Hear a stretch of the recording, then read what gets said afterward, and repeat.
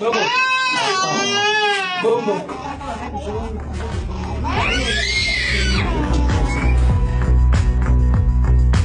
Kasaï, c'est une province de la République démocratique du Congo, qui est un pays immense, le deuxième pays le plus grand d'Afrique derrière l'Algérie. Ce n'est pas un hasard si le Kasaï aujourd'hui est en situation de pré-famine.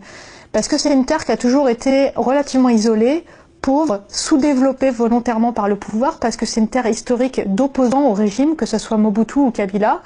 Donc déjà les gens étaient pauvres. Aujourd'hui, ils se retrouvent avec de nouveaux opposants, les miliciens Kamina Nsapu, qui sont contre le pouvoir central. Il y a eu énormément de combats, les gens ont fui, les gens ont été massacrés, et aujourd'hui les gens ont faim.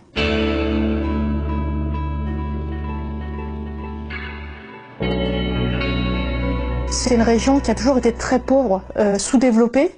On a par exemple quasiment pas de routes goudronnées, ce sont des pistes. Toutes les infrastructures datent de la partie de l'époque coloniale belge. Donc on a déjà un terrain qui est favorable à ça. Si vous mettez des combats sur la carte, des gens qui fuient, ce sont des personnes qui ont perdu leur champ, qui ont perdu leur maison, et donc ce sont des gens qui se retrouvent non seulement à avoir faim, mais aussi qui ont des problèmes de maladie, malnutrition pour les enfants, mais aussi malaria, fièvre typhoïde, parce qu'ils ont fui en brousse dans des conditions déplorables.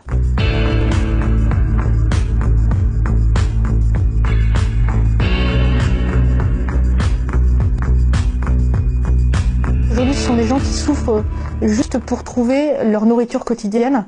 Ils n'ont pas assez de manioc, ils n'ont pas assez de maïs, et surtout ils n'ont pas de semences, ils ont perdu la récolte, et ils n'ont pas de quoi replanter pour la récolte suivante. Pour sortir de la crise du Kasaï, il faut deux choses. La première, c'est qu'il faut que les élections prévues à la fin de l'année se passent bien.